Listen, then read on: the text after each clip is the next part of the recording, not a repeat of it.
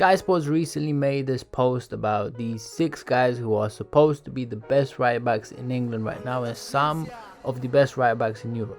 Now, I think personally they narrowed it down perfectly, but obviously guys, I do not want to waste your time. I think we can all agree that out of those 6, 3 of those stand out.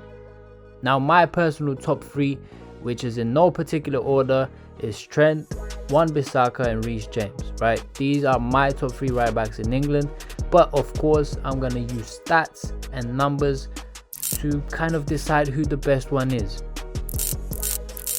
And I want you guys to listen very well because I need your guys' opinion on this. All of them 3 are incredible players, and in all honesty, man, there's no right and wrong or who's the best right back. I think it just all depends on our preference here.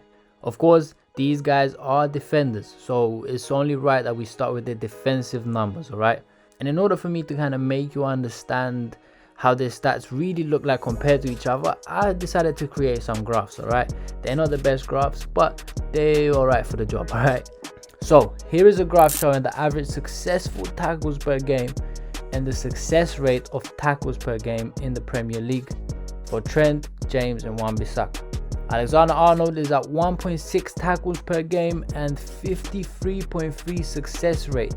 That means that if a winger is about to take him down, it is likely that once out of 2 times that winger can actually take him on, which is not great. Reece James is at 1.9 successful tackles per game with a 65.5% success rate. And here is Wan-Bissaka, 3.8 tackles per game and 82.6% success rate. This guy is a tank. And to add to these defensive stats, let's add interceptions per game. Trent and Reece both average a 1.3 interception per game. Wan-Bissaka is at 2 interceptions per game. And I mean, if we're about to talk on a physical standpoint and the eye test, defensively it is clear to see who the better player is. Wan-Bissaka is a monster that you cannot get past, and his numbers, they back him up in that right back position. He is truly an elite defender and the best at defending out of those top 3, without doubt. But in modern football, it isn't enough just to defend as a right back. You have to be just as good going forward. In fact, many could say that being a right back and a left back might actually make you the most complete player on the team. So let me show you something interesting. Here are the goals and the assists of these guys from last season. From these, I mean, it is pretty clear who the best right back is going forward. But of course, these stats are not enough. Let us go a little bit deeper into the offensive numbers, alright? Here is the accuracy of their passes. Here is Trent, 75.8%, with the highest usage rate in a game out of all of them. Now, here is Wan-Bissaka, 79.9% pass accuracy. However, he does have the lowest usage rate out of them all. And here is Reece James, an incredible 87% passing accuracy. That is midfielder-like stats. The most reliable player when it comes to passing the ball. So out of all those passes, how often do they actually cross the ball? I mean, that is a pretty important skill for a right back. Wan-Bissaka is at the bottom with 2.86 crosses per game.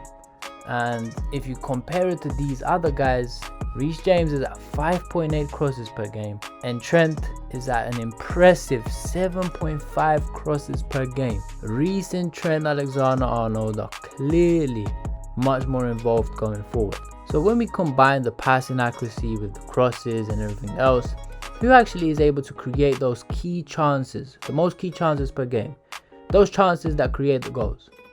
Wan-Bissaka is below 1 key chance per game, which is quite poor for a right back today, man. I'm not even gonna lie. He's at 0.7.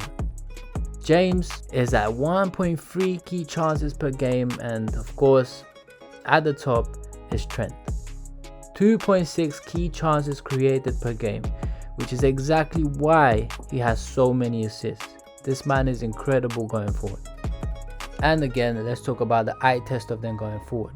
Clearly, Reece James and Trent Alexander-Arnold have an advantage. They both can play the midfield position as well. They both play that CM and CDM role in their academies, which is probably why they're so good going forward. And Wan-Bissaka, as dominant as he is a defender, we never really see anything of him going forward.